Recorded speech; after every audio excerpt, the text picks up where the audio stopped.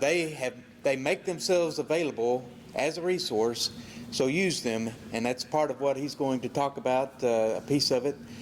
So you can meet him and ask him any question you want. So, Matt?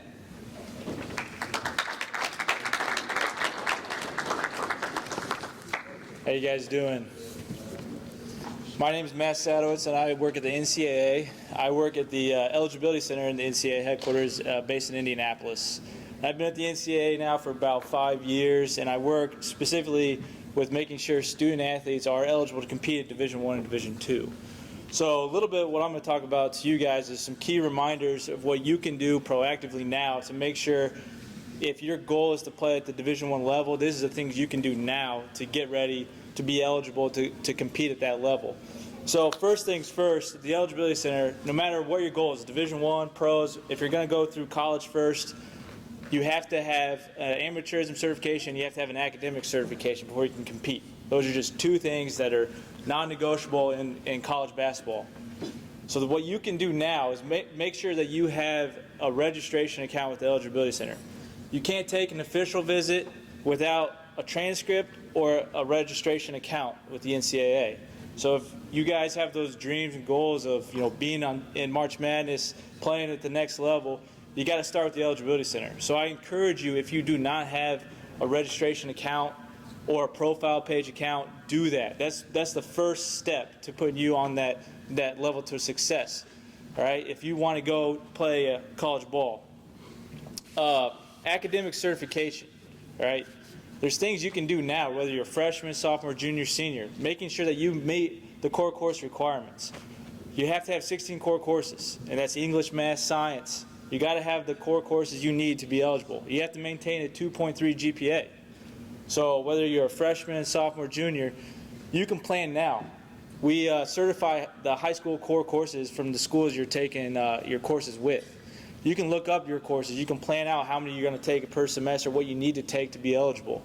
It's your certification, so it's important that you guys stay on top of what you need to be eligible. Now, the other part of that academic component is you have to meet our 10-7 requirement, which means you have to have 10 core courses completed by the start of your 7th semester, which after your junior year. And 10 of those 7 core courses have to be in English, math, or science. So making sure you hit your goals and what you need to do. I'm a planner. You got to plan. If you want to play at the next level, academic is one of the most important pieces to that.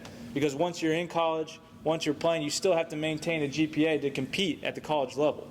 So making sure you're doing your due diligence, do what you need to do to be eligible, do what you need to do to plan ahead for what your classes are, what core courses you need to take. So if you are behind in your core courses, you can check that now with your high schools you're at, your guidance counselors, see what your GPA is. Are you going to hit that 2.3 GPA? And if you have a lower GPA, you have to take the SAT or ACT, and you have to get a score on the SAT or ACT that coincides with your GPA. So if you have a lower GPA, you need a higher test score. So those are some things that you got to keep in mind as you're going through your high school process right now. And if you have that goal of playing Division I basketball, being in March Madness, being on your team, getting picked selection Sunday, that's where you got to start, is with the Eligibility Center, making sure you have that certification account. Now the other piece of that, you have to have an amateurism certification. Amateurism rules are changing here and there, but through the certification account, you get all the updated rules of what you need. 99% of you will be certified through the amateurism process. It's mostly done through the computer. There are times where somebody from the NCAA has to reach out to gather additional information. Maybe it's events, maybe it's an endorsement type of thing that you went through, things where we have to get information before you can get that certification. So there is a process with that, but most of you will go through that process certified with no problem. So those are the two key components that are going to get you to that next level. Some updates that I want to talk about besides the Eligibility Center is name, image, and likeness. All right, that's what's going on right now. A lot of talks about what is name, image, and likeness.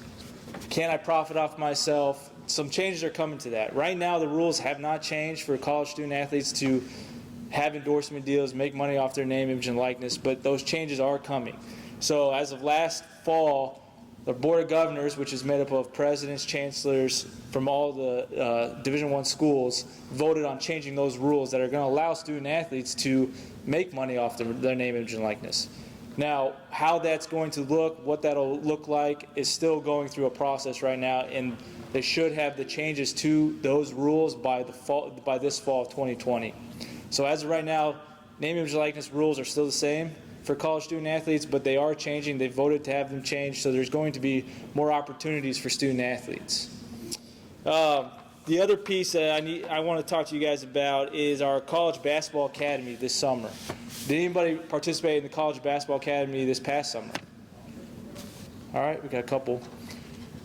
You can go ahead right now and nominate yourselves to be a part of that academy. It takes place from July 20th through the 26th, and it's the only basketball camp event that our college coaches can recruit at during that time period.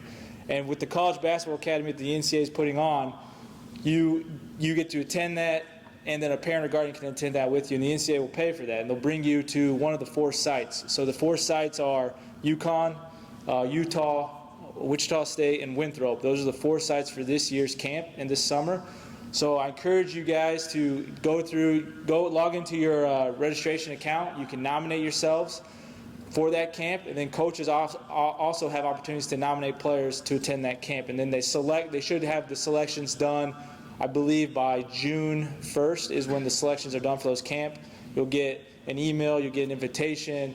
They'll work on all the logistics too to get you to those camps. So if you are somebody that wants another opportunity for exposure, maybe you don't have a ton of offers, or maybe you do have the goal of playing at the next level, this camp is a good opportunity for you. All the coaches come to those camps. They move around different camps throughout the week. It's the only camp that they can recruit at during that time period in July. Other than that, I have some packets of information I'm going to pass out to you guys that kind of explains some of the things I talked about. The biggest thing for you guys is that I can encourage you and challenge you with is set goals for yourself, right? If you want to play at the next level, set that goal. Like if you know where you're at academic-wise, all right, make sure you're on track where you need to be. Once you get to college, you got to make sure you know what your next goal is, right? Do you want to play in the pros? I know Damien talked about, different opportunities that basketball provides. There are a ton of opportunities for you guys. So set those goals. I'm a big believer that whatever you put your mind to, you can accomplish, you can achieve. So I encourage you guys, if you haven't done so now, is set what your goal is. Set where you want to be. If you're a freshman, sophomore, junior, senior right now, what are your goals? Where do you want to be? Where do you want to be 5 years from now? College is a great opportunity for the guys that want to go and play at the next level.